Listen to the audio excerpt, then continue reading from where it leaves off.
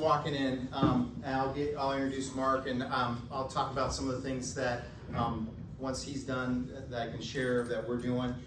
Short sales, I really think it's important to realize do not be afraid of them and learn the process because it will help your business.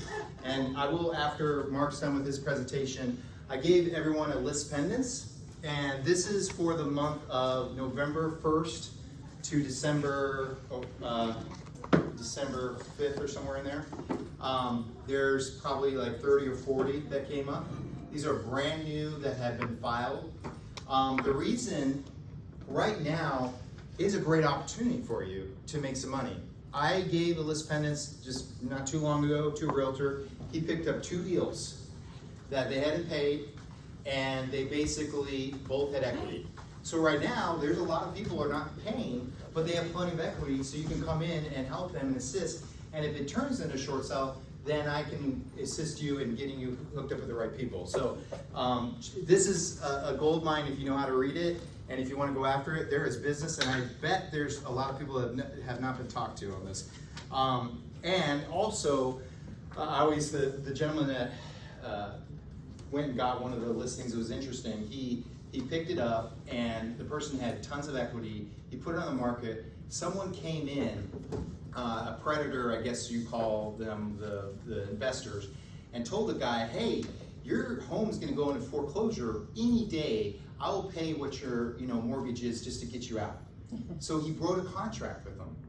The listing agent got a contract, he put it on the market, a contract for $80,000 more than what was actually presented. So he had to actually hire an attorney, and fortunately they got the person, away from proceeding with the guy because he was lying. Basically, when a list pendants is served, it's the beginning process. So anyways, I'm gonna introduce Mark, and then I'll go over a few things, but Mark Lowenstein is with our corporate counsel with North American Title, and his team processed over 3,000 short sales, and Jacksonville was a big market, right, Mark? It was our best market. Yep, okay.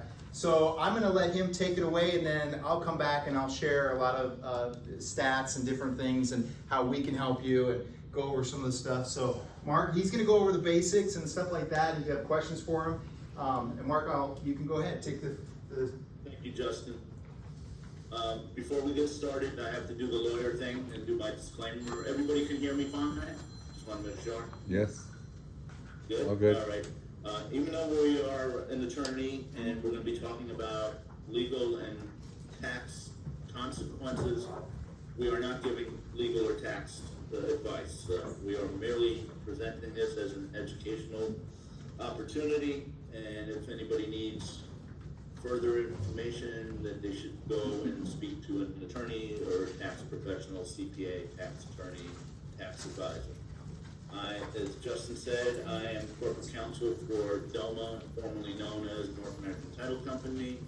I have been with the company just over 17 years, and hope to finish my career here in another 6. All right, let's get started on short sales. Basically, a short sale, in order to have success with a short sale, in my opinion, it's a 3-part process. You're qualifying the seller, you're qualifying the buyer, and you're qualifying the property. And keep in mind that short sales are strictly voluntary on the lender's part. There is no law on the books that says that if someone asks for a short sale, that the lender has to do it. They can just say no and move on and continue with the foreclosure. Back in the Obama administration, in 2008, when we had the economic downturn and the financial crisis, short sales were overwhelming. Everybody had issues. Properties were going down in value at least 50%, if not more. They created a special program under the Home Affordable Act, which was called HAFA, which stands for Home Affordable Foreclosure Alternative, that sort of required lenders, if it was one of the big two, Freddie or Fannie Mae, ensuring it, that the borrower would be put into a program that could qualify for a short sale. Again, there was no guarantee that you would get it, but it was a little bit more mandatory. That program went away in 2016. There is nothing on the books now that requires a lender to entertain a short sale. But let's talk about the process, how you qualify the parties, the hardship, which is the most important thing. You have to have a financial hardship in order to get a short sale, because a short sale, what you're asking is you're asking the lender to take less than what is owed on the mortgage to get the transaction sold. All right, seller. Qualifying the seller. When you go on the listing appointment, and I've talked to thousands of realtors about this, you get a sense right away whether the seller is really interested in doing a short sale, or if they're using the short sale as a delay tactic to avoid foreclosure and kick the can down the road for as long as possible. So when you're on the listing appointment, you should ask questions about if they have plans. Are they moving for a new job or to find a job? Are they relocating to move in with family? Are they planning ahead? And then the other thing that you should get a feeling for in the listing appointment is, are they going to actively participate in the process? When we get into the documentation that's required, you'll see that there's a lot that is required of the sellers. They have to provide documentation, and they have to update that documentation every 30 days. And then the other thing is, I'm almost 100% certain you'll get a sense of whether they're going to be honest or not about the whole process. Your role as a realtor, you guys are there as facilitators to give the homeowner, the seller, information. You're not giving them legal or tax advice. That's not your job, and you don't want to do that because you put your license at risk.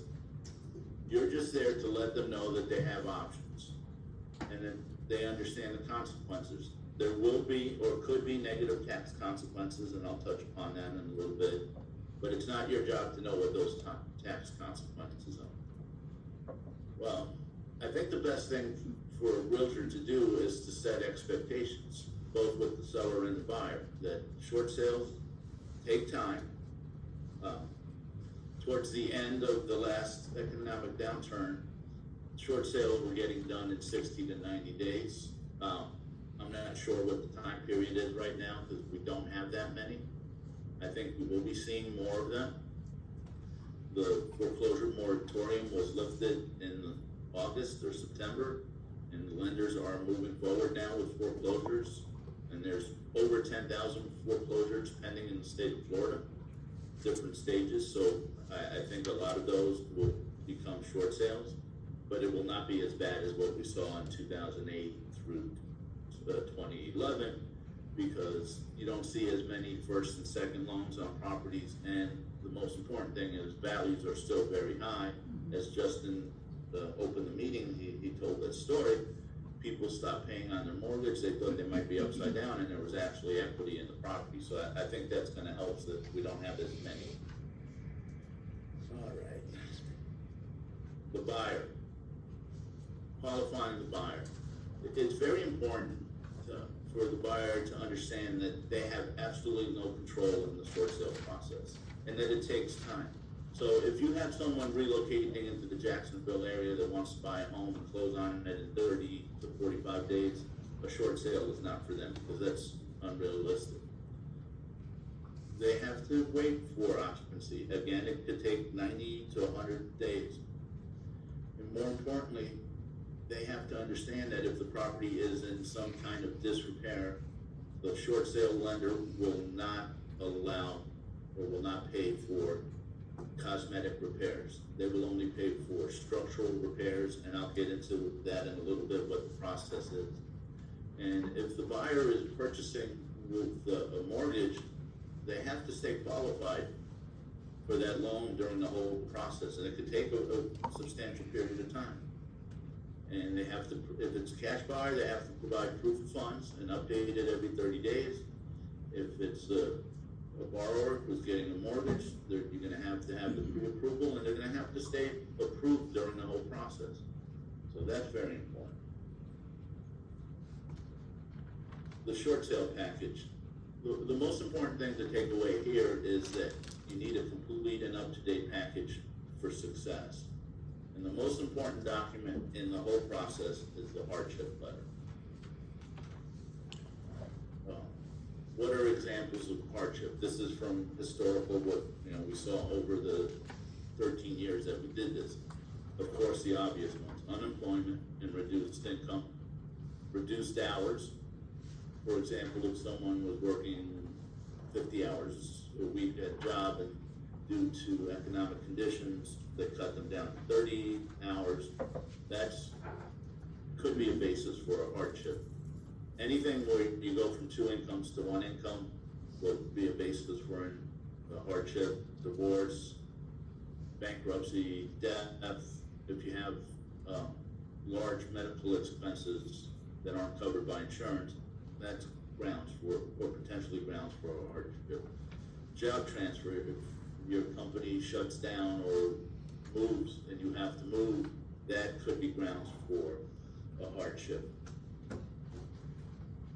What are the requirements of the hardship letter? In my opinion, from what I've seen over the years, the best thing is to be honest and to be concise in the letter, factually correct. And basically what you're doing is you're explaining the change in circumstances and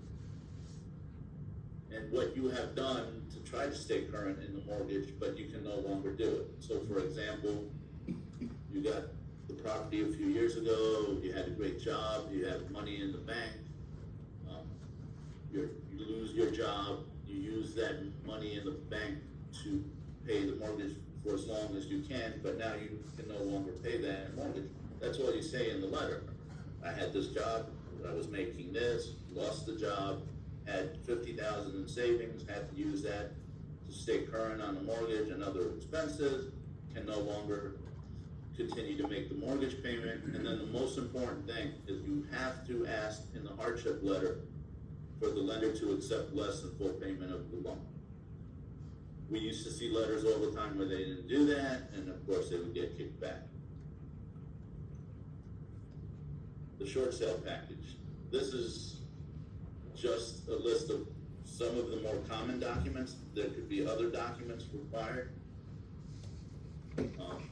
The second most important document in the package after the hardship letter is the authorization letter, which is signed by the short sale, the person going through the short sale, authorizing their lender or lenders, if they have multiple loans on property, to discuss their loan with the title company, with the realtor, with an attorney, if they have an attorney helping them, with a short sale facilitation company, if they're utilizing one, because of privacy issues. Under federal law, all of us in the real estate services business, financial services business, are obligated to protect our consumers' non-public information. So no bank will talk to us as a title agent unless we have written authorization from the borrower. Also, as part of the short sale package, is a preliminary CD or a Alta settlement statement.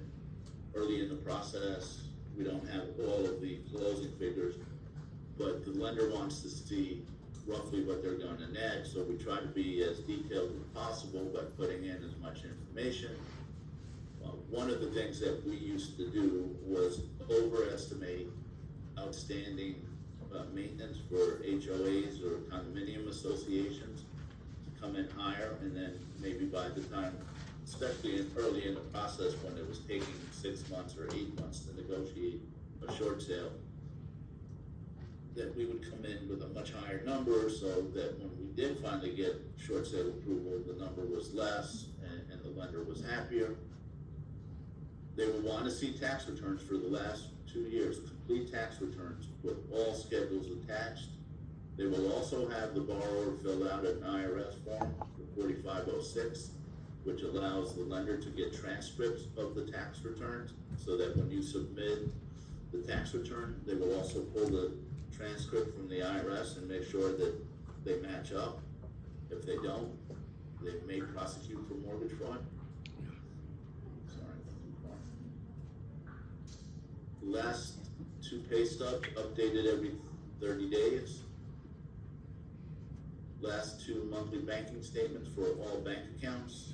So if you still have a checking account, savings account, money market, retirement, you have to provide copies of those every 30 days and include all pages, even if the pages are blank. The important thing to take away from this here is that in Florida, retirement assets are protected from creditors. The short sale lender cannot force you, if you have a 401k or an IRA or some other type of retirement account, to use that money to pay down the mortgage in order to get the short sale approval. But you have to disclose that information, and if they see that information, even though they don't have the legal right to force you to do it, they're not going to approve the short sale if they see that you have those assets. Another very important document, and towards the end when there was a lot of mortgage fraud, I was seeing lenders actually start mortgage fraud actions, is they want you to submit a financial statement signed under penalty of perjury, and it basically looks a lot like the original loan application, the 1003. You have assets and liabilities, and you list your current assets and liabilities. And then the first thing the lender does when they get the packet is they pull out the 1003 and they put them side by side. And if it shows at that time when you applied for the loan that you had an account with Merrill Lynch with $100,000, and now you don't show that account, they're gonna ask you about it. And it doesn't mean that you committed fraud, but you have to be able to explain the difference. And most likely was that you did have that money at that time, but because of your hardship, you utilized that for living expenses, to pay the mortgage, et cetera, et cetera.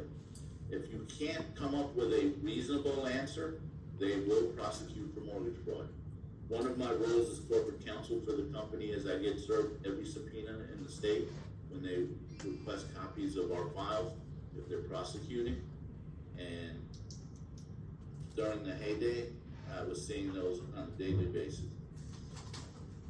The next document that they're gonna ask for is the listing agreement, and hopefully a purchase contract, if we have one. Then they're either gonna ask for a CMA or a broker's price opinion, or maybe even an appraisal. In my opinion, I think it's best to provide an appraisal, even though it might cost $250 to $500 depending on the market, because it establishes fair market value, I think. And then sort of repetitive, they're gonna want the pre-approval letter if it's a cash buyer, if it's a borrower who's getting a mortgage, or proof of funds if it's a cash buyer, and they're gonna want that updated every 30 days.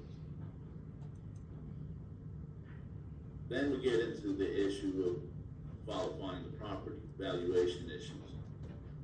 I was always asked this question in the heyday when we were doing a lot of these. What will lenders typically accept for the short sale? There's no general rule of thumb, but I talked to a lot of lenders back in the day. And the unwritten rule was they wanted 90% of the outstanding loan balance. That, I don't know if it's current now. I think it's gonna be a little bit different because values are so much higher now than they were 5-10 years ago. The important thing to take away from this is that the offer price has to be near the list price, because the lenders will compare the offer to the listing agreement. And because we have, or continuing to have, increases in home values, it's important to get the process done earlier during the whole process, because the longer that we delay it because of issues, you can come in with a higher valuation later, and it may take you out of the short sale and make it a regular transaction. The one thing we talked about briefly, and I wanna get into in a little bit more detail, is if the property is in disrepair, what is typical for the short sale lender to approve? And that has to be basically structural type repairs. If there's fire damage, water damage, mold, those things, the process requires that the borrower submit photos and also contractor estimates from licensed contractors. It's good practice to at least get 2 licensed contractors to give estimates. I suggest 3. The only problem with this is if you have a valuation dispute with the lender is that this is gonna add at least 30 to 45 days to the approval process. The investors will not approve cosmetic repairs, carpeting, painting, any of that. We'll get into some tips. And just common things to take away. All documents in the short sale process must be signed, wet signatures, initial, and dated. Lenders will not accept electronic signatures, even though it is the most common thing in our industry right now. Everybody uses DocuSign, we can sign the contract. The short sale lenders will not approve. You have to have wet signatures. The other important thing is names should be consistent in all documents. If your mortgage shows you as Charles Smith, you need to be Charles Smith in all the documents you submit. Don't use Chuck, don't use Charlie, don't use Chaz. The pages have to be initialed, even if they're blank. You have to initial all pages, otherwise they will reject it. Documentation, there's timelines on when it should be submitted. They usually give you 10 days, 15 days, depending on the document. And then I want to touch upon the process. Back when this was 2009, 2010, when it was overwhelming and there were millions of short sales going on and foreclosures, all of the large lenders got together and they decided that they needed to come up with a centralized portal for the submission of documents so that the communication was clearer. They created what, I don't know if any of you in the room have done short sales in the past, but the Equator system. And it's a portal where you log in, you get a password, and you upload documentation. The lenders communicate to the borrower through the system, to the title company, whoever's authorized. And in that process, they would set the time deadlines. And what would happen is, for example, if they said we need updated W-2 or a pay stub, you have 10 days to do it. If you didn't do it in that 10-day period, your file would go to the bottom of the pile and you would have to start the process over again. Good practice is to only submit completed packages. Piecemeal information gets lost or misplaced. And then another important factor is if the property is located in an HOA or a condominium association, under Florida law, the lender is only obligated to pay the lesser of 1% of the outstanding loan amount or 12 months of maintenance, past due maintenance. They will not pay the late fees and attorney's fees. The takeaway here is that if someone is in an HOA or a condominium association, it is crucial that they at least stay current on their maintenance, because once it goes to collection for an attorney, the associations will not negotiate and they will not settle, and most likely you will not get the short sale done.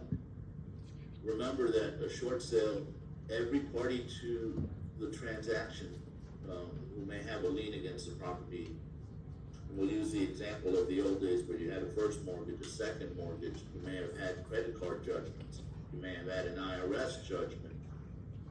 Every one of those lienors had to agree to the short sale because each one was being asked to take a discount on what was owed to them. If one said no, then the whole transaction is dead. I think it's gonna be easier in this current market to get short sale approval because, again, values are higher and most people only have the one mortgage. But the key is make sure that the HOAs are paid. And then if you have a closing date, you get short sale approval, and usually when you get short sale approval, the banks wanted it turned around very quickly. They dragged it out in the process, but once the bank finally agreed to a short sale, they usually gave you only 10 days to close, 10 to 15 days. So parties have to be ready to close. And then I just want to add a couple of things about protecting your license. All right. Under some of the federal programs, all short sales must be listed for a minimum of 7 days, including a weekend before the first contract can be accepted. If it's an FHA loan, the property has to be listed for 7 days, and then there's a pre-review to see if you are accepted into the short sale process, and that's called the approval to participate. If that is issued, then the lender believes that the property is currently listed below market value, they may require that the property be relisted for an additional 15 days, even if you have a pending contract. So be careful with that. As I said in the beginning, HOA was not renewed after 2016, but there are still some investors out there that are offering incentives. It could be anywhere from $2,000 to $10,000. The amounts vary by investor and they're not guaranteed.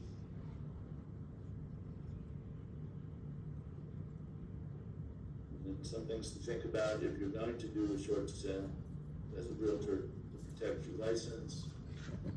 Don't give legal, tax, or mortgage advice.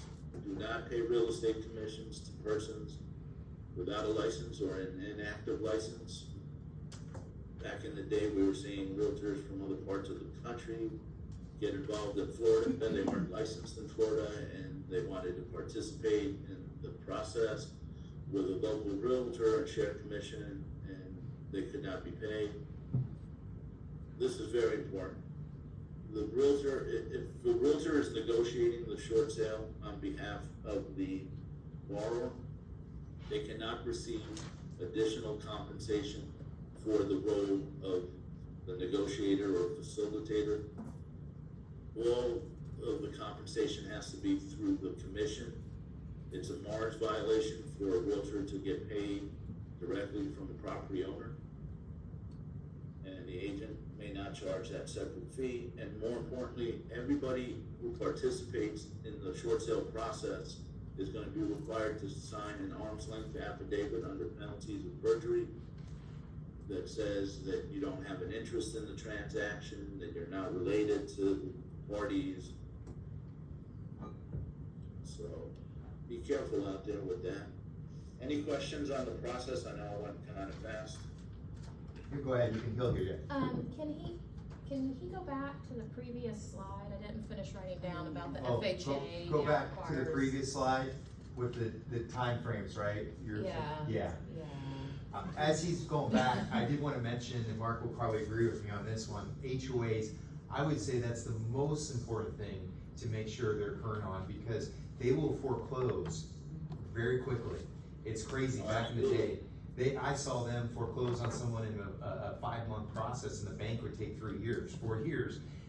So that is the number one thing to pay, because they will foreclose and they don't care, and they'll kick the people out and rent the house. So it's just something that's really important to whoever. And what you need to know there with respect to the HOAs foreclosing, in a foreclosure, you can only foreclose junior liens, people below you. The first mortgage is always going to be in first position. That mortgage is not being foreclosed when the HOA forecloses. So as Justin just said, they're taking that property subject to that mortgage. And when it was really bad, what they were doing, it was actually an intelligent way for associations to get some income, because especially down south where I was in Miami and Fort Lauderdale area, there were some associations where 2/3 of the properties, 3/4 of the properties were being foreclosed, and the associations weren't getting that cash flow to maintain the common elements and the property. So they started to foreclose and then rent those units out to get their rental income for the association to have funds to take care of it. But the problem was that you had that mortgage first lien position hovering over that tenant, and once the lender finished their foreclosure, they would throw that tenant out. What was happening though was that there was a federal law passed during the Obama administration, and I don't remember when in the process it was between 2008 and 2010, that basically said if that tenant was in there with an arm's length lease, meaning it was market value, then the bank who foreclosed had to honor that lease for as long as what was left of it for the year process, for the year rental. You couldn't have a 5-year lease or something like that. The bank could terminate it after one. But the caveat there was, if it was not the primary residence of the tenant, let's say they were using it as a second home, then they could terminate the lease and give them 30 days notice. So it was creating a lot of confusion in the marketplace, and a lot of times associations weren't disclosing to the tenants that there was still this mortgage hovering above them, and that it could be thrown out. So it created a lot more litigation. So this is what you're looking for? Is that okay? The 7 days? 7 days, that And then that HA additional. requirement? Yeah. Okay. The 15 day is only on an FHA, and I haven't heard whether they're still doing that or not. We really haven't seen that many short sales yet, but in my opinion, they're coming. It's not gonna be millions, but there'll be thousands. Any Mark? question? Oh, go ahead, yep, go ahead. Anybody have a question? Oh, yeah, go ahead. For What about CDDs? CDs? That goes on the tax bill. That's treated as a tax, and they could file an action to collect on that. And and this is my opinion, not the company's opinion, since it's tax related, real estate taxes, it could cut off the mortgage. It would be no different than a tax deed. If someone purchases a tax deed and they follow the process where they hold it for 2 years and all of that, if you do that, you actually can cut off the mortgage. But that again, that's a priority. Taxes are number 1 on the list. IRS is number 1, and then real estate taxes number 2. Mark, you said 10,000 foreclosures are in Florida, because a couple new people have walked in. You said that that's starting to take place a little bit. Right, what had happened was, prior to the pandemic, there were some in process, and then because of the pandemic, a lot of people lost their jobs, businesses shut down, and a lot more people went into foreclosure because they fell behind on their payments. But then the moratorium was put in place, and basically for 18 months, lenders couldn't do anything. There were certain types of loans, non-Freddie or Fannie or FHA or VA, that could still be foreclosed, but it was a very small amount. Everything else was on hold. The lenders weren't prevented from filing, they just couldn't move forward and actually take the properties. So it created a bit of a backlog.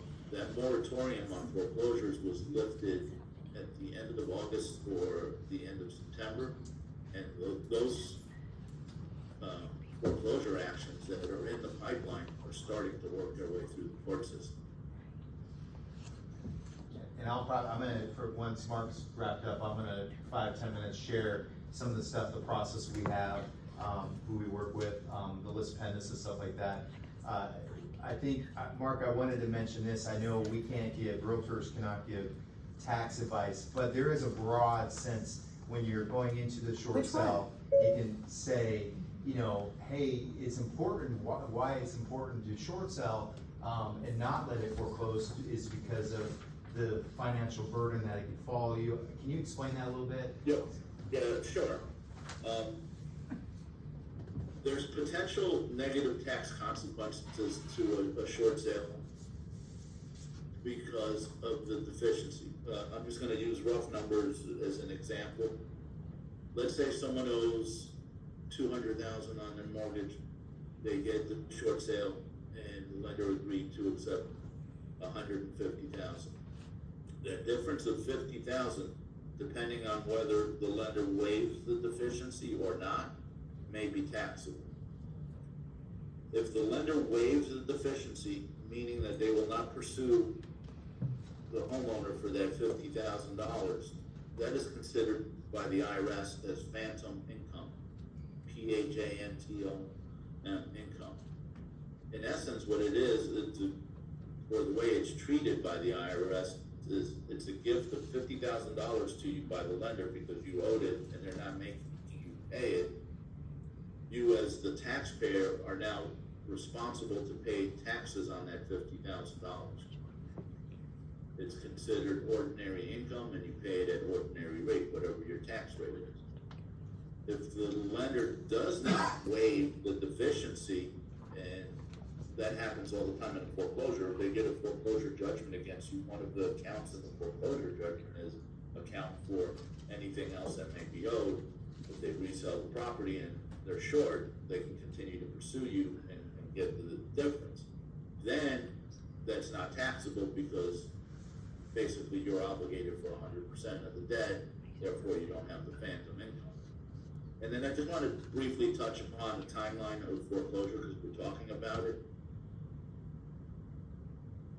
Normally what happens is if you fall behind, you miss a payment, the bank will let you miss 2 payments, sometimes 3, before they send out that first demand letter saying, hey, you're behind on your mortgage, you've missed 2 payments, you need to get current, otherwise we're going to sue you for foreclosure and take the property. You don't make that next payment, usually they file the suit right away. And if they file, you have 20 days as the defendant to file an answer. And there's a lot of things that you put in an answer to buy yourself time, or you can file a motion to dismiss because, let's say they violated some technicalities in the foreclosure law. But that only buys you a little bit of time. If you don't have any valid defenses to the foreclosure action, and really if you borrowed the money and you're not making the payments, I don't know what defense you would have, because the first question I would ask you if I was the bank's attorney is, did you sign this mortgage? Is that your signature? Were you making the payments? You stopped making the payments? You agree that you owe this money? Yes. And then I'd move for summary judgment, because basically you said, I haven't made my mortgage payment, there's a due on sale clause on the mortgage payment, and you owe it. If you don't have a valid defense, the process could be done very quickly, within 90 to 120 days. And then if you get the foreclosure judgment, the next part of the process is you have the sale of the property. And under the Florida foreclosure statute, that property could be listed for sale, and it does literally take place at the courthouse steps. When I was down in Fort Lauderdale, that's where it would be, at the bottom of the courthouse steps. It's 45 days from the time they enter the judgment and issue the order of sale to the public sale. And then it's another 10 days after that before they issue the certificate of title. Because even though you technically don't have a right of redemption under Florida law to redeem the property, there's a 10-day window between when the property is sold until the certificate of title is issued, that the borrower could come in and pay off what they owe on the mortgage. So you're looking at, from beginning to end, without any defenses, less than 6 months. So it is a fast-moving process. What usually happens is that if you have a bunch of them, it overwhelms the court system, and the dockets just get bogged down. There's just not enough judges, basically enough judges to hear the process and then get some time. I'm gonna Else, go, Justin? yeah, I think anyone have other questions for Mark? And I'm gonna take it over and share some stuff with our process and some cool stuff that you might be able to get out some business too, and stuff like that. But anyone else have any questions for Mark? If not, okay. Mark, we appreciate it. Thank you for. Thank you, Mark. All right. Have a good weekend. Thank you. Bye-bye. All right, so basically I'm gonna go over a few things of our process and stuff like that. So short sales are gonna be, like Mark said, the foreclosure process has become, there's quite a few, they're starting to hit the market. And right now what we're seeing is there's a backlog where banks are not really doing a whole lot yet. I had someone that actually had now rentals, if you have people that have rentals, this is where it can really impact them on this moratorium. Basically, if the bank finds out it's a rental and they're receiving income, they will most likely, depends on the bank and the investor, they will say, bring the money in full. And I know someone that actually, they allowed them to do it. It was okay, I guess. I don't know the whole situation. I don't know if it, I didn't get into that with them, so I'm not gonna say it's okay or right, but basically they weren't paying their mortgage during the corona. They claimed that they had a hardship of other things. Well, the bank said, okay, well, you have you've been collecting rent now or whatever it was, you have to bring the total amount up front. We're not gonna negotiate it, put it on the back. So all of a sudden they have $25,000 or whatever it is that they have to bring to the lender, or the lender will start the foreclosure process. And if a person doesn't have that, they go through this process. That's where you can catch them. Most likely, one, they might have equity. If they don't, then you can start the process of the short sale. Most people right now have equity. So on this list, I gave you a list pendants, and this is something I can provide for you. This has a full detail. This was just in November of the new people that were filed. It doesn't show the foreclosures. There's quite a few others. I can pull that data that are going through the process, but these are ones that just that have given notice. The bank has said we're going to start the proceeding, and like Mark said, you know, from there it probably will take 6 months. Something that's very important too, if you do end up getting a situation where there's plenty of equity and you're going to sell, it doesn't have to go through a short sale. You want to make sure that you tell the homeowner to go down, talk to the courts, and file a group like they're having a hardship. That's really important, so it can delay some of the, the foreclosure and things like that. During the short sale process, back in the day, I remember as a realtor, I'd go down and help and I'm not advising you to do this. We have information to go over on that, but I would either tell the homeowner, you need to go down, write a letter to the court saying you're short selling the property, please delay this file. And a lot of times it would get delayed. And sometimes we go to court and basically the judge would say, okay, you have this listed, we're gonna go ahead and delay this, we're gonna 3 months down the road. So the judges were really good back in the day. I think it's changed a little bit because it's not chaotic, but the court systems, the judges are way lenient on the sellers if there's a true hardship. So that's something to remember, is if there is a file. But this is the key again. There is a lot of people that are not paying their mortgage that have tons of equity right now. That could change a year from now. And you're gonna find if you actually call on, you might have to go knock on the door or whatever, you might have a friend, I can help you and assist you with the costs. So I can do a net sheet, like I've done this several times where they're like, okay, Justin, we're gonna list at this price. This is what they think they owe. They call the bank to get a payoff, and we kind of establish with the commissions, everything. And most of the time, what I found is they have equity. They have plenty of equity right now. So because of the market. Now, if there is an instance where, and I don't know if Mark touched on this, but basically, who can negotiate a short sale? Anyone know? Okay, a realtor, a a mortgage licensed broker, an attorney. Those are the three people. So you as a realtor, you can actually negotiate a short sale. Do I advise that? You better learn a whole lot about it and talk to Clark. There is going to be a short sale certification. I think it's September 9th through NEFAR. Her name is I talked to her, DeLuca. She goes throughout all Florida and does the training for it and certifies them as goes through the whole process. I asked her, I said, what do you think with the short sales? Is it going to become big? Her thought is, and she's done quite a few presentations and stuff like that, her thought is, yes, it will. It will not be like Mark said back in the day, but there is going to be a lot. And as a realtor, you should really be prepared for that. Because I know several realtors that it got them through. When it was tough, it made them a lot of money. It helped them, and if you have that edge or you have that, niche, if something, God forbid, did happen in our economy 2 years from now, or a year from now, or 6 months from now, you're ready. And you're not gonna be, one of the realtors that has to close down their license and go somewhere else because you have a source of income. So it's just something, another niche to be ready for and to have. Doesn't mean you have to participate. Now, how do we do our process? One, there are some realtors I know that completely do the whole negotiation. That's what they do.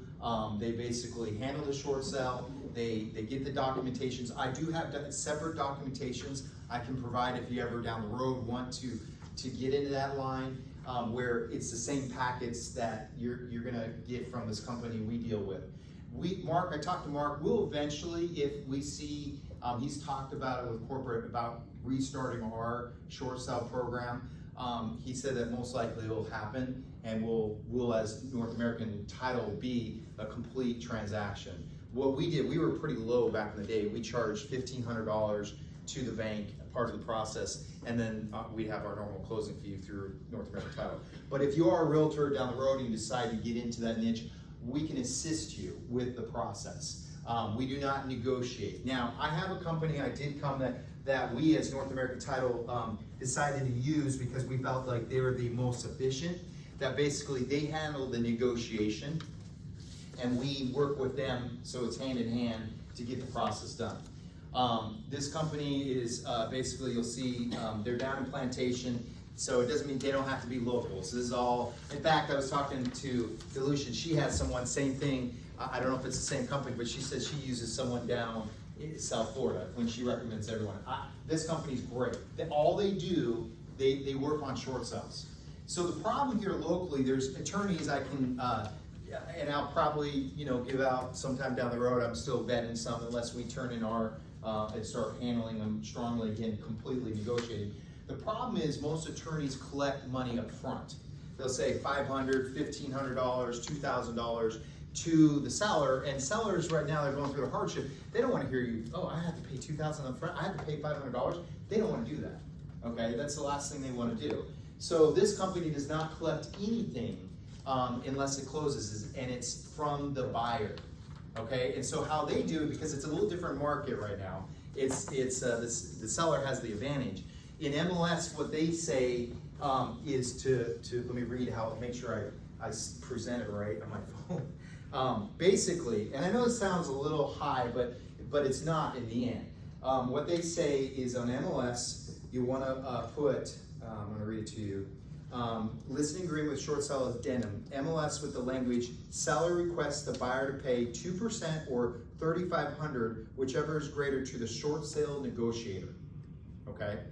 Now, they also want, and this is something you can discuss with them if you have a short sale, to put the lender, the bank, will pay up to 3% to the buyer's financing closing costs. Okay? So they're actually going to negotiate. They said that they've been very successful to give 3%, and yet it's not always guaranteed. So the buyer needs to be aware that a buyer has their own. If they're getting if it's not cash, they're getting a loan. They're going to pay their own closing costs of certain things, mortgage stamps, all these different things. They can negotiate up to 3% of those. So it's almost like a wash. Yeah, they're paying 2%, but they're getting 3%. And you can talk to them. They have seen, you know, the listing is definitely, you can lower the listing price, not too much, but you can bring them down. So that's something, oh, go ahead, yep. Can you just repeat that statement? Yep. Where the buyer can request the lender, whatever. Yeah, so, and they'll give you the verbiage, but it's basically saying that the lender will pay up to 3% in their closing cost, meaning the buyer's closing cost. They will pay the seller's closing cost too. So that's something, part of the negotiation, like title insurance, all that, that's the regular stuff. They pay your commissions, 3% on both sides. So you can put that in MLS, 3% for the listing agent, 3% for the buyer's agent. So that's standard. Generally, they will not pay any broker transaction fees, stuff like that. So that's something to be aware of. This company we're working with is great because that's all they do right now. And the problem was some of the attorneys, they're so busy with their other stuff, they're not fully in it. That's why we kind of took our foot out of it, because we weren't full, as a title company, we want someone that's just that's all they do, because you can hire a local attorney and they're like, they take the $500 or $1,000, but then they're just halfway in and they're not helpful. You need someone, they want to get paid, and that's what they do. And so in this type of market, it's a great company to take it out. We'll eventually come back as we see the progression of the short sales take off. North American Title will restart their process. And like I said, I apologize, I thought he did 5,000, someone told me that, but he did over 3,000, his team, which is pretty large amount of short sales. But that's just something to be aware of. But going back real quick to this list pendants, like I said, there is stuff that you can get business from this. And there's gonna be a slew of this coming up after the new year. You're gonna get a lot of list pendants. I know Clark said he has access to something like, similar to the little bit of list pendants, but not as detailed. Correct. Okay. How often does this come out? I can get this like every day, but usually the banks, it depends, like, I don't know if it's the first of the month that they do a whole new slew, but we're thinking a lot of the banks right now, even though they're telling the homeowners like, hey, you know, you have to bring this money up front, they haven't filed yet. So there's a lot of homeowners that have not been paying their mortgage, quite a few, and definitely in Jacksonville and throughout Florida. And the bank's still just like, you know, you have to bring whatever it is, $30,000 or whatever it is, and they haven't filed yet. But once the list pendants goes, then we know. Then that's when that first process, and that's where you can touch them. And don't think that you might like, oh, everyone's gonna be calling them. It just takes one personality. They might fit with you better than the other person, and the odds are they have equity. That's the great thing. If they don't, then you start the next process of the short sale negotiation. And you can call me anytime to do net sheets or even talk about kind of the verbiage going in when you're presenting to someone like this if you're knocking on the door. The key to them is when you go and you knock on the door or you send a letter or whatever you call, you just say, hey, you just saw that a file was, the court has sent some documents. I want to see if I can help you in your process. I'd like to talk to you because we might be able to sell your home and actually you walk away with money without having a foreclosure. So that's kind of the presentation, because most of these people, and there's one person a while back, I was talking to a lady, she had no idea. She just stopped paying her mortgage. She didn't realize how much equity she had. And the problem is they just don't understand. So they just think, I guess I just give up and walk away. They might have $50,000 they can walk away with, especially in this market. So, yep.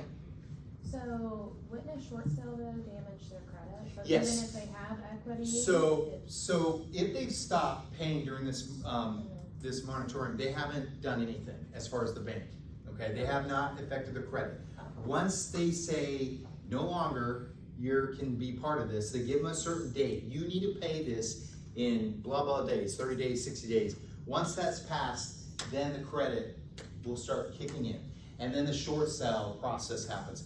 A short sale is, I exaggerate it, 100 times better than a foreclosure, because that will stay, that on your record will stay for quite some long time. On a short sale, I know people that short sell their property 10 years ago and they have like an 800 credit score now. So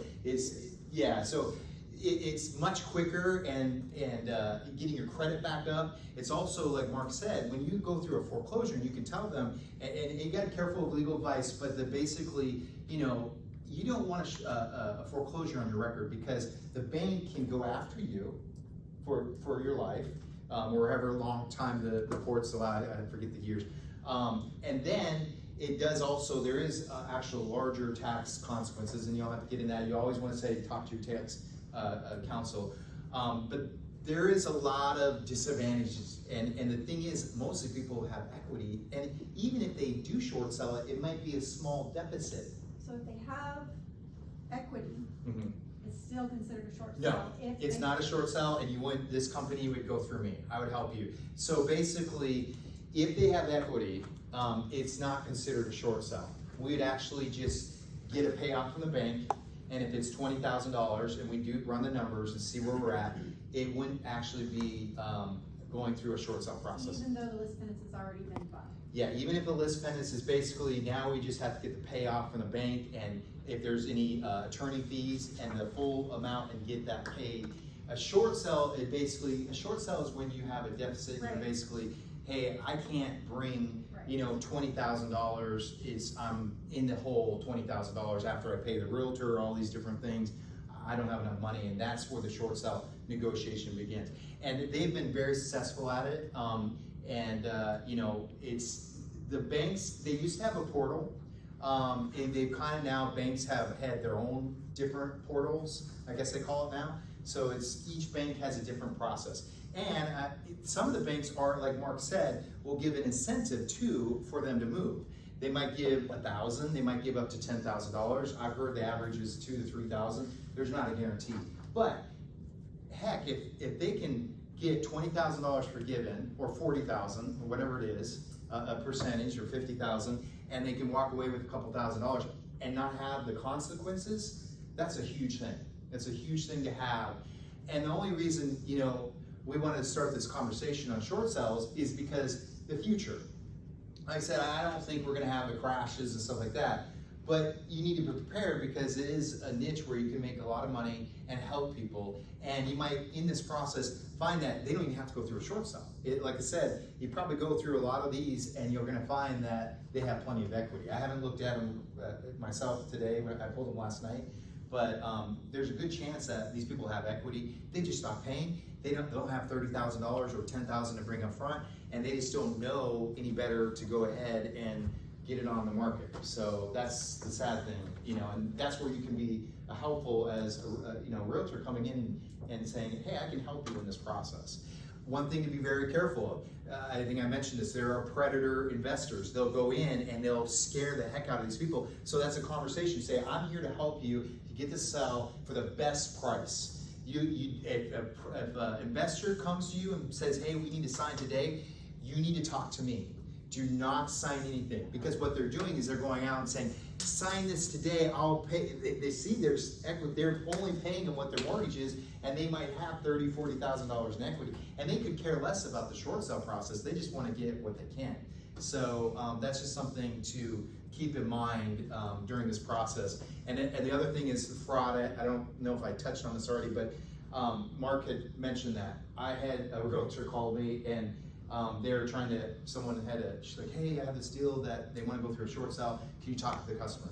I talked to the customer, was doing net sheets, and then she said, well, I have a family member that wants to buy it for $20,000 less. And I did the net, and they're basically netting out where they could walk away and be okay. Not take much home. It was not much. I can't remember. It was $500 or $1,000. It was enough they could sell, closing costs, commissions, what the market was, and the house had a lot of work. We factored all that in and made it a good price. She wanted to sell it for $20,000 less to her brother-in-law with a different name. Absolutely not. I told her, you cannot do that. And she was convinced, she was arguing. I was nice. I was like, you can't do that. That could really, they will track that. These days it's different than back in the day. And so the realtor is kind of pushing that too. And I had explained to her, and she realized, so there are realtors that are out there, do not get involved in that. If they say, the homeowner says, hey, I want to sell it to my brother, no. So you don't want to get into that. So be aware of that stuff. And I'm amazed that stuff still is happening today. Any questions for me? And I'm gonna get into this Blue Anchor real quick. Oh, yep. Kind of full disclosure here, I used to work as a short sale negotiator for Okay. Bank of America, so I know the other side, and I've also taken that certification class. Have you? Okay. But, what I picked up on here is this one, shows it's, a reverse mortgage. Uh-huh. I haven't, yeah, I have not had familiar with reverse mortgages, so how, is that a different process, or is that the same? Yeah, it is a different process. I don't know the details. I know Blue Anchor deals with them.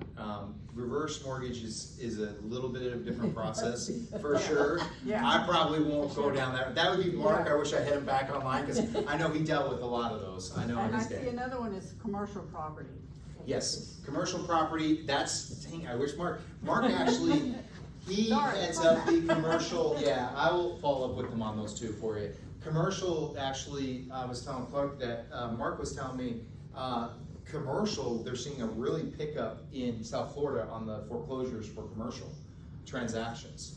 So that's, something that's taking place right now. I will talk to Mark on the commercial side and get back with you. But again, that's gonna be, I'm sure it's a little different process with the banks, and I'm sure he does commercial too for Natick. He handles our commercial, like if you have a commercial transaction, we'll handle them, and Mark is part of that process. But yeah, I'll check on that. That's good, you saw those two, you're going through that, that's good, you're already.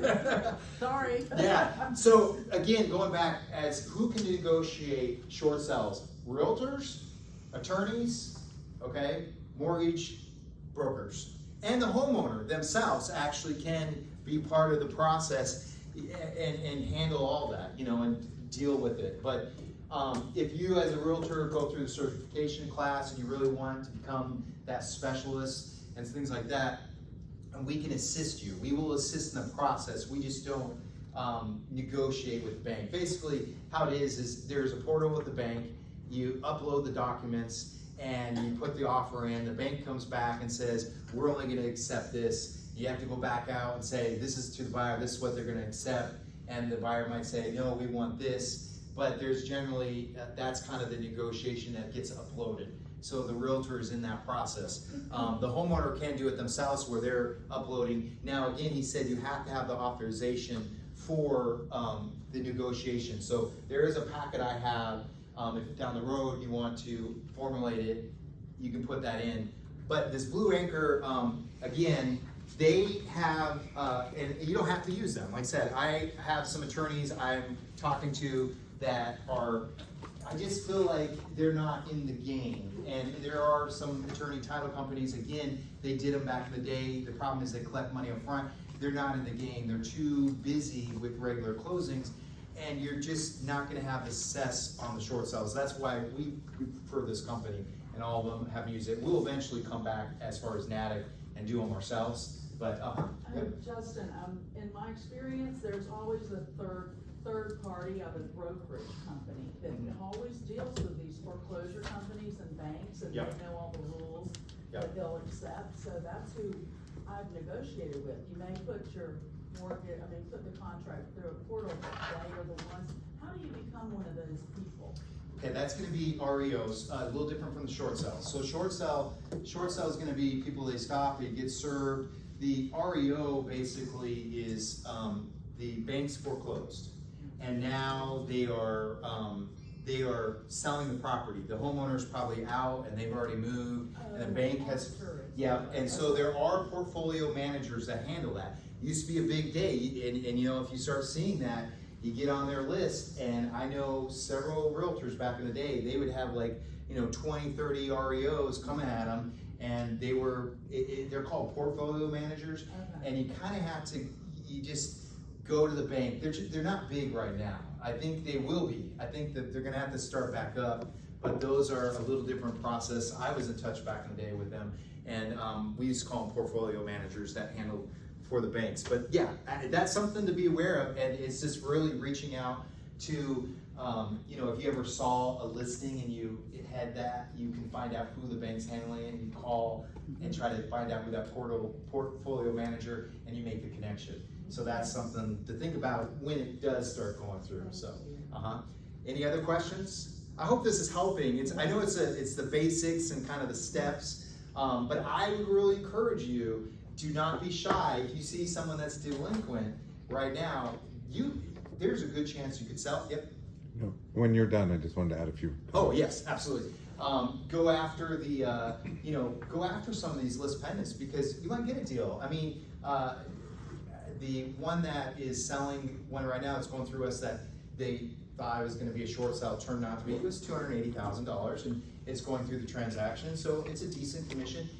And the homeowner is super happy because they're walking away with money now, and everyone's getting paid, and they can move on with their life and not have the damage of their credit. Because what happens when it goes actually through a foreclosure, the consequences are now the bank takes that property and they probably take a year or so, and then they're gonna have this big deficit whenever it sells that they're gonna put back on to the homeowner, and that's gonna be unfortunate. When they might be able to sell it for so little, if they go through a short sale, it's probably not that big of amount. It's probably not this 100, like back in the day I saw it was people that had $150,000 to be the difference of the short sale from where their loan was. And these days it's probably a lot less, and it's gonna be much better for the seller, or they might have equity. So yeah, Ed, anyone other have questions as far as, and you can call me anytime to go over anything. If you have the potential, you're going out and you talk to someone. This gentleman, he had never done it before. He didn't know anything much about short sales. He just was like hungry, went out, and he got 2 deals through a list pendants. And I know others have too. And so don't be afraid of it. And he had a lot of questions for me in that process. Again, just don't give legal advice to say, I'll have to follow up with my counsel to make sure, that's okay to say that to your seller. You don't have to know everything to your seller. So other than that, you had some. I did. Just so you know, well, first, thank you very much. So the reason we did this in part is because if you look at any of the NAR statistics, if you look at any of the Florida Realtor statistics, short sales, distressed properties are on the rise. If you haven't been checking them out in MLS, I would really recommend that you do that. Does everyone know how to get into MMT and search for Les Pendants filings? Okay, all right. Would you mind if I brought it up? Oh yeah, hook it up. Yep. And we'll show you to remind you. What I will tell you is it's not nearly as detailed as what you received from Justin. So what I would recommend is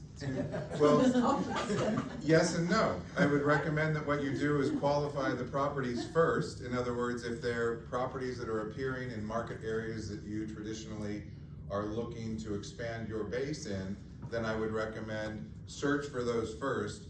Don't look at all of the short sale, or don't look at all the list pendants.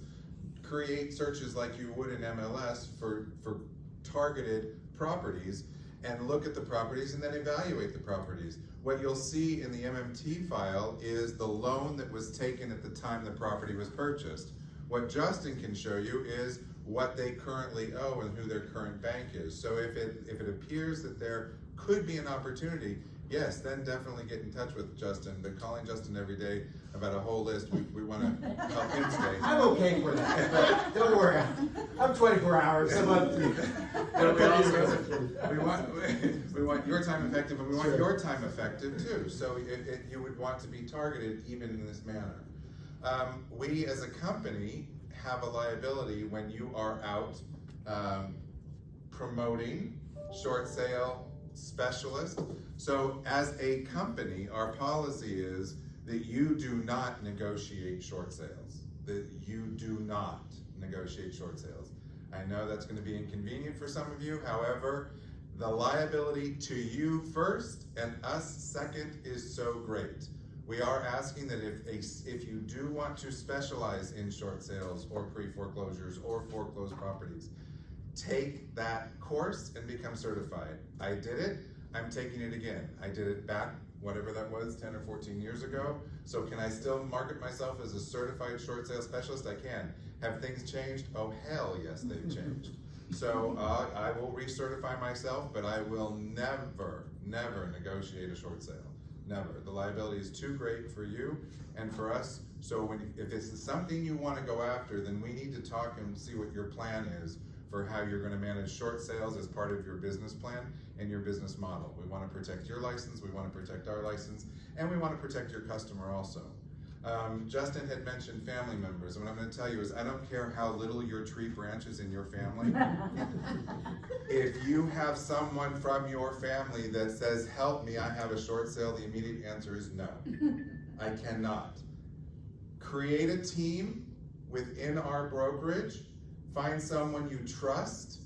Do not ever in any way, shape, or form associate yourself with a family member who's in a difficult situation. I'm not saying don't associate them with, don't not help them. I'm saying don't help them with the sale of their property. Mortgage fraud, I mean, his example, I can give you 100 examples where they said just, well, the names are different. The names are different. No one will know. Oh, just wait. Just wait. And then that deficit judgment will come, and guess what? There'll be someone showing up at your door with a little notice that says, hey, I think you did something wrong. So watch out for that. Very important. Commissions. Commissions, I don't know how we're going to be impacted on the commission side, but if you list a short sale and by chance you pick up the buyer, please move forward. What'll end up happening, or what ended up happening previously, is that oftentimes we had to make an adjustment on the buy side or on the overall commission because the banks and or negotiators were not willing to pay the full commission on both sides. We're gonna have to figure out how we address that. I don't know that that's gonna be the case, but be aware that that could be something that comes up.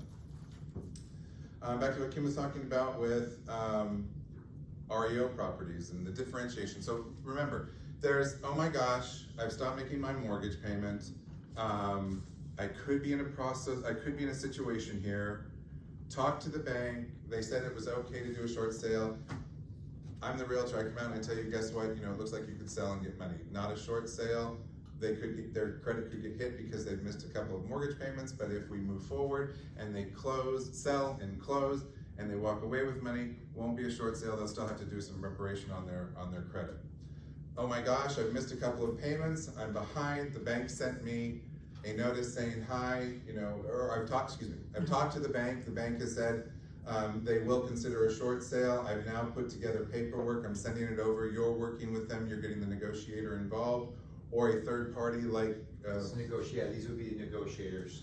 This, or an attorney that you may have worked with in the past, and they're starting the process, and now the bank says, yes, we'll take a short sale, you sell it, and your customer walks away, unfortunately, with potentially a deficit judgment. However, if it was their primary residence, they may not, or the deficit judgment may need to be negotiated away, or may get negotiated away. If you are listing a short sale, please note, there is a process that the bank follows. On that side of that podium or that stanchion is the short sale department. The short sale department talks to your customer, they talk to you, yes, let's get this moving, you put it on the market, you get it under contract, you're moving towards closing. Well, between the time that it was a short sale, the bank moved through their process. I'm sorry, you haven't paid, and they send this nice little letter that comes from an attorney. That is the les pendens. That's when the les pendens starts. That's the filing in the courts. That letter notifies the seller. We have now, as the bank, filed a petition to take your property. Now, the seller gets that and they go, oh, that's okay. Everybody's working for me. Gina's got my house under contract. We're all good. We're going to close. No problem. Here's the challenge. The short sale department at the bank doesn't talk to the foreclosure department at the bank. So now you're moving forward going, we're good, we're good, we're good. And the foreclosure department says, sorry folks, we haven't heard from you. We don't know what the hell's going on. So we're taking your property. And we have had properties taken for foreclosure 2 days before they were ready to sell as a short sale. So this is the other reason we want to have a negotiator engaged, because that negotiator can contact the foreclosure department and say, we need a stay of foreclosure because we're closing, you'll get your money. We're working with them, you'll get your money. But the two departments don't talk to each other, and I don't think that will change. I mean, they still don't. Anyway, so this is the other reason you need to make sure that you have a strong negotiator involved. when it gets to the foreclosure and it gets to the foreclosed property, if we weren't able to sell it for some unknown reason, and it becomes a bank-owned property, this is what Justin was talking about, REO, real estate owned. Why it says real estate owned, I don't know, it's really bank-owned. So this is what you were addressing, these bank-owned properties. If you have a connection, and now would be the time to start the discussion, if you have a connection at a bank, in other words, you know somebody, a general manager or a branch manager or something, talk to them. Say, you know, I'm a professional in real estate, I know the process, I understand the process. How does it work here? Do you have someone that manages when the bank forecloses on a property? I'd love to start talking to them. Now is the time to start talking to your connections about your ability to become a certified REO specialist, right? Different banks require different things. I'm sure all of you are getting the emails from Chase and Bank of America and whatever. Don't forget we have these classes, 8 o'clock, 10 o'clock, 11 o'clock. Take one. You may be able to get on their list, but that's getting on the list for properties that have already been foreclosed upon. So, you know, just kind of feel the process a little bit, know the difference between a couple of them. I'll show you where we need to go in MMT. Please don't hesitate to contact Justin, but be respectful. Really, what we're talking about here is learning the process. You can be the source of the information, which gives you the strongest position in not only working with your customer base, but allowing yourself to be referred to individuals who may be in a very difficult situation. So if you want help writing a letter that you're gonna send out to people who may have had a lis pendens filing, let's talk about that. Sometimes going to the door is not always the best thing. And it may be restricted in certain communities, right? So maybe a nice letter that lets people understand that you know this process. It's also private that way, they can read it and they can contact you. But it is just like anything, you have to have a process, so it can't just be a one and done. It has to be, you know, what am I doing? What's the second and third step to see if there's interest in assistance, and how can I help these individuals, okay? If you aren't already, I would add, well, in our buyer consult, we do have a section on talking to your potential buyers about distressed properties and what that means. I think with Justin's point about, look, this can take 60, 90 days, this can take 6 months, this can take 8 months. If you've got someone who's got to be into a house, short sales and foreclosures are not for them. Yeah. And they also, a lot of customers think, oh my gosh, help me with a short sale, help me with a foreclosure, I'm gonna get a fantastic deal. Yeah. Well, banks have gotten wise and won't, and this is why they're asking for market analyses, this is why they're asking for some sort of something from you, a CMA or something from you that says what the value is so that they know that they are getting away, that they aren't just letting the property go. So watch for that, add it to your buyer consult, add it to your seller consult. Sometimes you'll get invited to a listing appointment and the seller may not, or may be embarrassed, so they don't want to talk about it openly. But if you have it as part of your seller consult, I work with distressed properties. Distressed properties are properties that may be short sale or impending foreclosure, and that's okay. We know that there are a lot of different ways to handle it, and I have a team behind me that works to help me support our sellers that are getting into that situation. So there's a way that you can add it to your seller consult also. What are ways that you can estimate the value of a property to determine, for example, if you find something in lis pendens that you want to determine whether it would be a good opportunity for you? Buy it. Buy it? Drive by it. Oh, drive by it. Buy it. Great job. Drive by, definitely. I see. Yeah, or she's going to buy them all. Anyway, but you bring up a really good point. Drive by, because you can then see the condition of the property and why it might be, you know, pre-foreclosure, or what else may need to be done, or what items you may need to address. You bring up a great other point though. If you as a realtor are interested in purchasing short sales or foreclosures, pre-foreclosures, I would really create that team around yourself. Please, just be really, really careful. I would highly recommend that if you are interested in buying a short sale or pre-foreclosure, that it should be written by someone else and not you. You have to create an arm's length transaction in something like that, especially a short sale. So be very careful if it is something that you're interested in, whether you're buying it for your personal use or whether you're buying it for an investment property. please just be very careful. Would you Again, suggest that for a family member as well? I would, absolutely, yes. So it's just the arm's length thing. I mean, your license is so important, you've worked so hard for it. Family members, portfolio, okay. Can I ask you a question? Yeah, of Or you course. want waiting? Okay, when you say we can't negotiate, what can we do? Just put it in MLS and that's it? Well, you can go out to get listings that may be in potential short sale or foreclosure positions. Absolutely. You can share your information, you can become the expert. But what we want you to do is to be able to utilize the resources like Blue Marlin. Yeah, this company. Right, so Yeah. we can't present offers. You can To the present bank. offers. You can present offers to the bank because that's probably what you're gonna have to do as part of the process. They'll actually do that for you. They will? Yeah, they'll do all the negotiation, I'll let you know. No, Sure. keep going. Basically, what they're gonna have you do is, once you get the listing, you're gonna send it to us, North American Title, and then we're gonna start pulling the data, and then you'll have they'll send a packet out to you to forward and ask for the seller's information, and then you'll just have to stress to the seller, you need to fill out this packet. Once that's done, they run with it. You don't have to do any of the negotiation with the bank, they handle all of that. What they'll do is report back to you and say, hey, the offer, they want $5,000 higher, or hey, we got it. Or if they want $5,000 more, then you have to go back and tell the buyer, this is what they came, what do you guys think?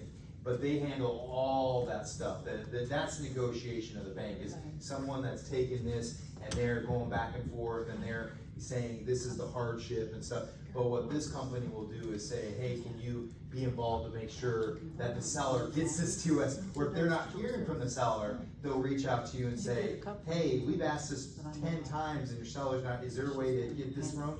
So that's kind of their process. They don't want you to have to be involved. They want to completely take over. How do we know what to put on a buyer's contract of one? I mean, how much they will pay if we want them to, fix all the wood rot or replace the air conditioner? Yeah. How do we know what they'll accept? Yeah, so they don't do the cosmetic, so like carpets and stuff like that, but if there is structure issues, and that's where Mark said, get 3 vendors to go out and give that, then you can present that to give to these people to the bank, and you have it part of that price. So yeah, that's part of their, they go in and negotiate, but what they would ask you, hey, get some contractors, you think there's some damage, get those contractors out and give you estimates, but they're not gonna say, oh, we're gonna replace the carpet, that's fine. So I hope that helps. Oh, one thing on this packet, it's Melissa's the best contact. There's 2, Pam, she works them, but I would say Melissa's the best contact. But before you do that, if you have a potential to short sell, call me, because I get them involved, and it's a process, because we as the title company, we wanna pull title. We will get that listing, pull title, and see what's going on, because this company's gonna work hand in hand with us.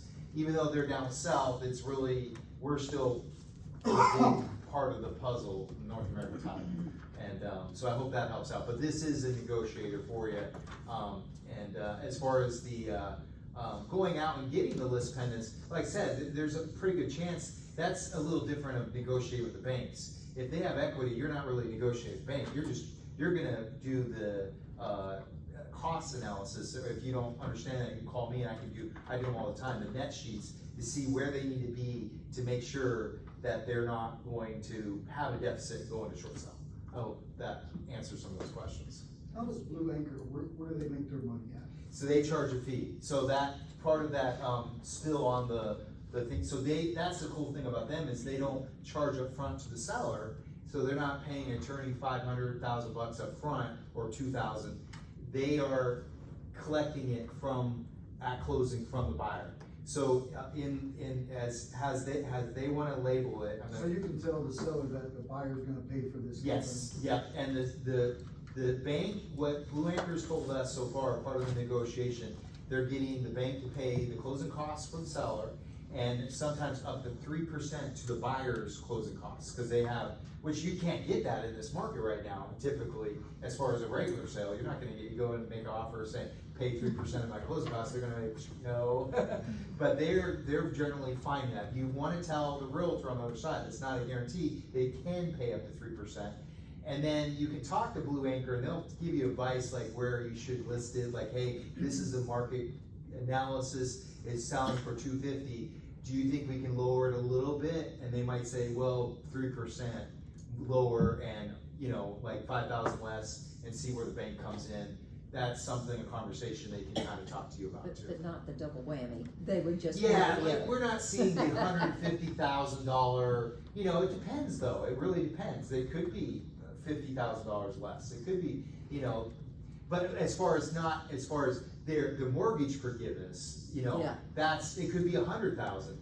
But as far as the price of what's the market, no, it's not where we saw 100,000 less. It's probably 3%, you know, less. But I guess what I was asking was, you wouldn't go in there and say, you know, you want the buyers to have 2 or 3%, up to 3% paid on their closing costs, as well as lower the offer price too.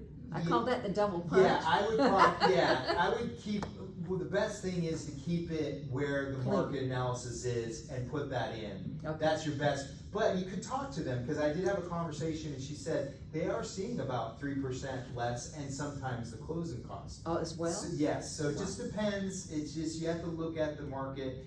It's kind of a iffy question, because the banks do realize it's a better benefit for them right now. Mm-hmm. But it's also, they don't want to necessarily go into foreclosure either, because it costs a lot of money too, Yeah. so. Yep. Yeah, question is, you need to look at the most current list pendants, which I presume these are, Yeah. because if they end up being a couple of months back, I mean, when you look at RPR or NMT or any of those, you can pull some up that are older, those could have been brought current.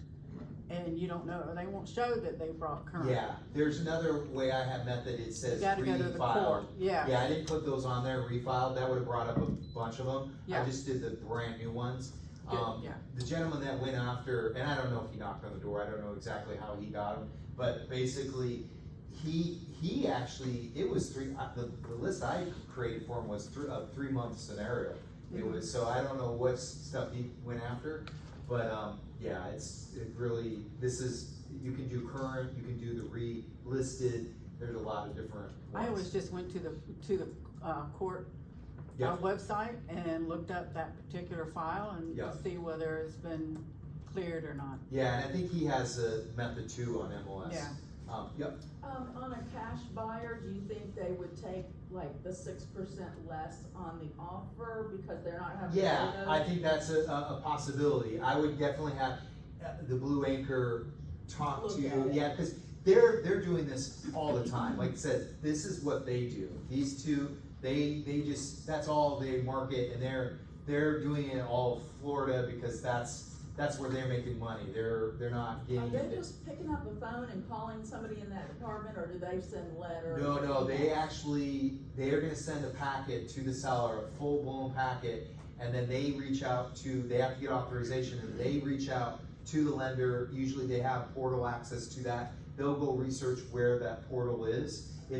Most banks, they used to be a universal portal, but now the banks have their own, basically, and they'll find that and get it uploaded. And that's where Clark was saying it was really important, is because there's not a lot of communication, so that's why as a realtor, I don't suggest you negotiate yourself, because you might miss that, like Clark said, you might miss that negotiation, and so it's important, I think, to have a negotiator so they can handle it. It takes the burden off you, and then you're not, I remember a realtor who was negotiating themselves, and they're like, oh, we got it going through, and basically they got, like you said, foreclosed because there wasn't the right communication. That's why it's important to have a good negotiation, and stay out of the process. They take the liability. Yeah, let them deal with it, and they'll contact you to get the information as far as if the seller is not being cooperative. That's where they're calling you, like, hey, your seller has not got back to us, what's going on?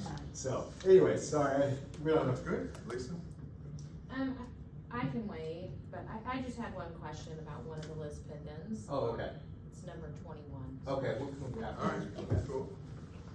Okay, so when you're in MLS, if you haven't saved MMT tax into your search bar, just go to menu and you can type in MMT and click on MMT tax, and you'll see that on your main screen, right on your main screen, are your lis pendens filings. So you've got pre-foreclosure lis pendens, and you've got simple pre-foreclosure search. You can just do the pre-foreclosure, and the search steps are the exact same for any search steps that you would be using in MMT. So you can sort by subdivision, or you can target single family. The neat thing about this is, well, when you do something like this, even if you did like a zip code,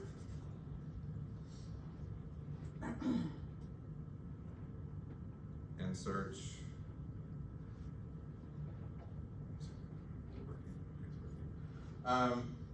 You'll get some base information. You'll see when it was filed or what was filed. So let's say we just look at this one. You can see that lis pendens was filed on the property, and when it was 6/9/21. Oops, where do we go? There we go.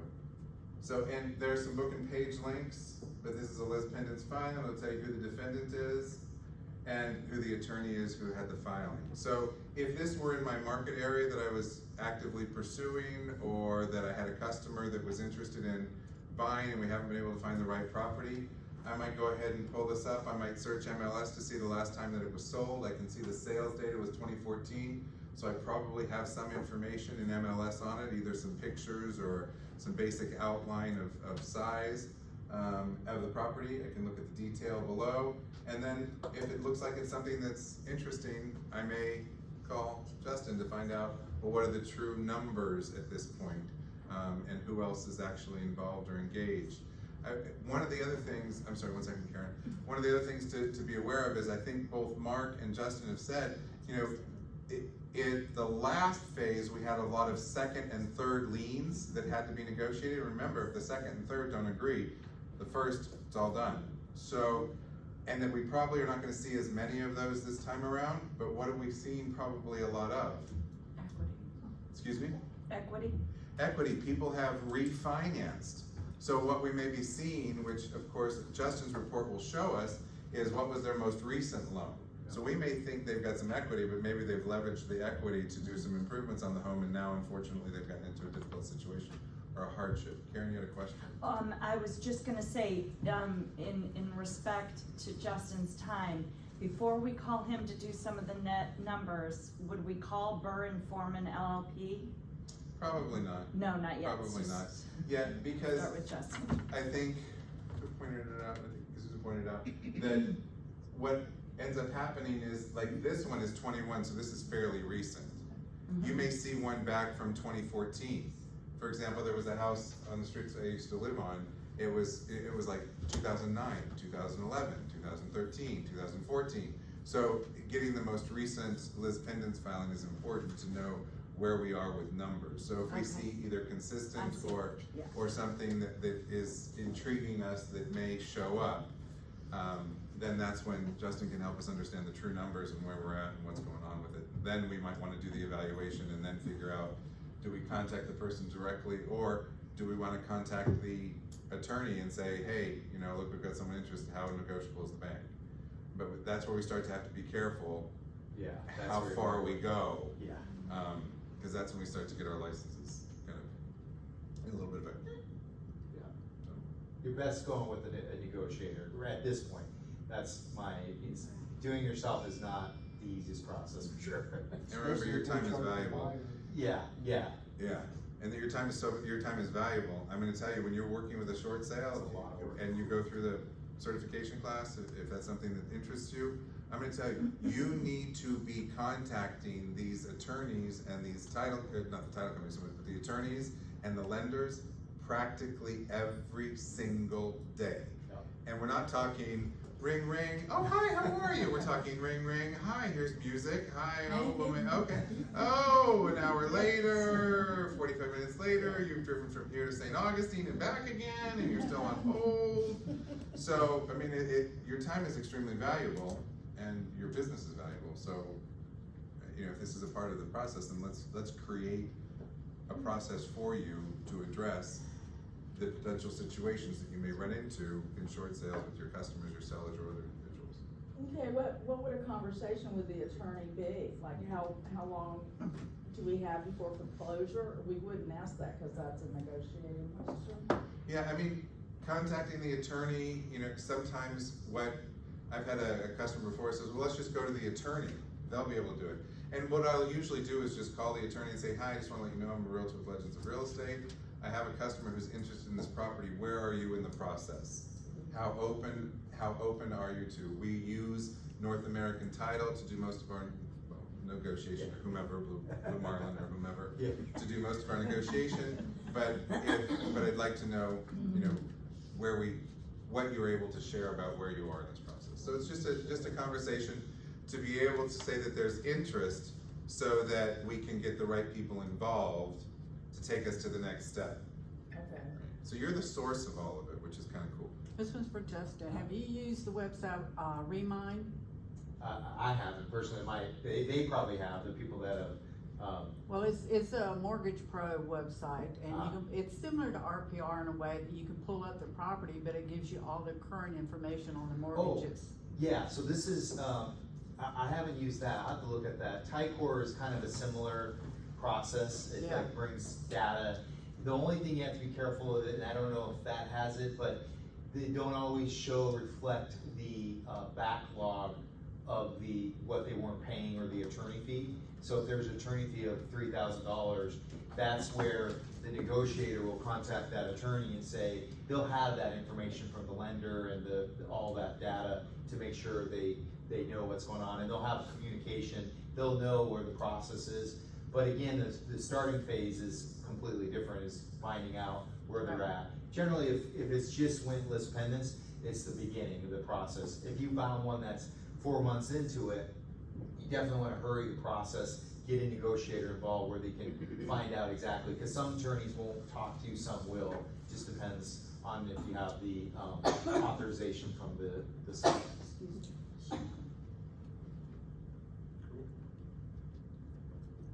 Curiosity. Yeah. The mention of the waives deficiency in a short sale and a foreclosure, how long can the lender come after someone? I think it's 7 years, but I don't quote me on that. I don't know if it's changed either. I think they can go after them for up to 7 years. So they get a judgment on them right away? Well, do you want to? I just go further. I know the answer to the 7-year question. Go.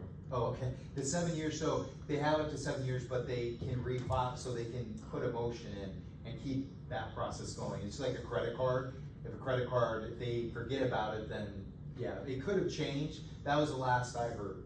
So I can check on those laws, but currently it was 7 years, and then if they refile it and continue. Yeah. Holy cow. Yeah. Well, that's if they refile. Bankruptcy is the only way out. What was the question again? I just said, I forgot. Oh, so you said something about then they sent a judgment. Oh, will they have to get a judgment on what is it called? The Deficiency the judgment? less amount, the amount that's left over? Yeah, Deficiency judgment? Deficiency. Will they have to? Will they, to pursue it in the future, the bank? Yeah, Yes. they have to send that. Yeah. Yeah. Yeah, they have to. That judgment letter. And that's why the Judgment letter. negotiator is so helpful, is oftentimes the negotiator will negotiate away the deficiency judgment as part of the process. And that's the other reason you don't want to be doing the negotiation, because if you mess up on a deficiency judgment, now your customer comes back to you, right? Telling them that, is that negotiating? No, I mean, informing them of what the processes are is not negotiating. Informing the seller of what we want to be looking for, reminding the seller to please, you know, as we do this as a group, you know, you're the realtor part, there's the title part, there's the negotiator part. So it's almost like anything that you do in your transaction, there has to be a huge amount of communication that goes through the process so that everyone stays on the same page. But keeping people aware, or even saying to your seller, or even the negotiator in the process, hey, I'm just checking, did we have a chance to see if they're gonna waive the deficiency judgment as part of this? Can you confirm that they are? A go-between kind of. Yeah, right. Reminding everybody of the different steps, because the negotiator is gonna get, I mean, as the market increases potentially in short sales or for pre-foreclosures, the negotiator is going to have more than one file on their desk. And so reminding them of things that we want to be, or confirming things, or affirming things. But remember, it's just like when if you have recently received a low appraisal, you know, there's about 5 different steps that you can choose in a lower appraisal. Well, just like that, we are constantly saying, well, what would you like to do about this? Or what would you like to do about that? Or what's your process here? Same kind of thing if we're dealing with a short sale or a pre-foreclosure, we've got to make sure everybody's getting all the right information.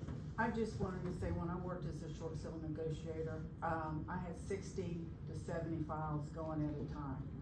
And in my queue, and it took me 24 hours. I work on one, send out information, ask for information, and it'll be a full 24 hours, 36 hours before I can get back to that same file again to see if that was done.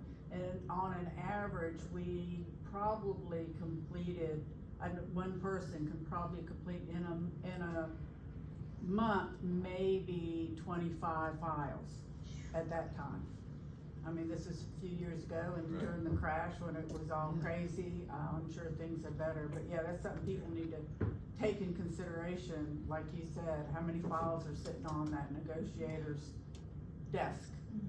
I mean, just like if you were to approach an appraiser, I think we all can agree that if we approach an appraiser, oh my gosh, I can't believe how stupid you are. Why didn't you include this property in your evaluation? They're probably not going to be real open to, you know, reevaluating the appraisal. And the same thing can go for the short sale. I mean, if they've got 60 or 70 files, hi, you know, I'm just checking. Do you have any updates for me, even via email, phone, just to say, you know, look, we appreciate you, but I do need to get back to the customer on this. Okay. So. Can I add one thing? Because I know just another conversation recently, the realtor was doing it themselves. Again, not the best. That's why we wanted to present a negotiator.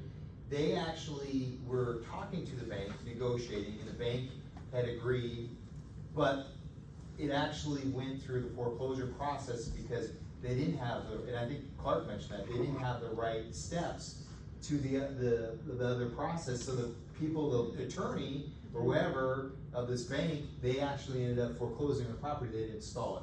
So again, going back to a negotiator where they can figure out, hey, the parties know, also need to contact the courthouse. The judge, you know, like the homeowner may need to run down to the courthouse and say, I have a list, you know, that kind of stuff. So it is, again, important, and he's right, like, it's best not to negotiate yourself. There are some people that want to do it. That's why we always present. That's something, though, is very fine line, and that's why the negotiator is the best route. And I'm just to say, you know, it is better to use an attorney or a negotiator, not yourself, because I don't know how many files I sent back because, like the gentleman said in his presentation, it didn't have a date, or it didn't have an initial, or they forgot the hardship letter, or they did this, or they did that. You know, you have an attorney or this company negotiating, they're gonna know, and they're gonna double check, and they're gonna go through anything. With a realtor, they might have 10 other sales they're working with at the same time they're trying to do the short sale, and they forget something. And then they get angry at you because they forgot to put a date on it, and we had to send it back, and it was just terrible. So it's not worth it for your sanity to do it yourself. That's why you want to find a good negotiator, and just because the attorney says they do them doesn't mean they're good at it. And I know several, and that's why you need to find someone that you feel that will be, and that's why we picked this company. Of course, you got to go by what Legends tells you who to use and things like that. But the key is to find someone that you're going to work great with and that do it constantly, and not like, oh yeah, I got, because there's attorneys, yeah, I'll work on it, and they get nowhere because they've just been not in the loop. So. Will the net sheet show the negotiator fee when you do it? Yes, I'll do a net sheet. I'll show that if you can come into a situation where it's a short sale, you think it's going to happen, I definitely love to be part of that process. We figure out what the fees and everything. That's going to be, though, to the buyer again. So the buyer, it's going to be more the buyer. This is a market for that. The buyer pays it. So we can, the seller, we're trying to get where they're not bringing anything to closing. They're the tax liens, everything. that's part of the short sale negotiation. If they're not coming to closing and they're walking away with some money, not always, but like Mark said, it can be up to, you know, from $2,000 to $10,000, the bank might help them in assistance to move. It's not a guarantee, but so. Sorry, I hope I didn't. No, that's perfect. That's great. Yes, ma'am. Okay, so I'm gonna ask my question now. Okay. So number 21, it's on page 11. Okay. I haven't looked at this, so I may. Oh, that's, yeah, that's fine. So I'm showing they owe nothing, but they're in pre-foreclosure. It does say delinquent taxes, so I'm assuming they just need to get current with their taxes.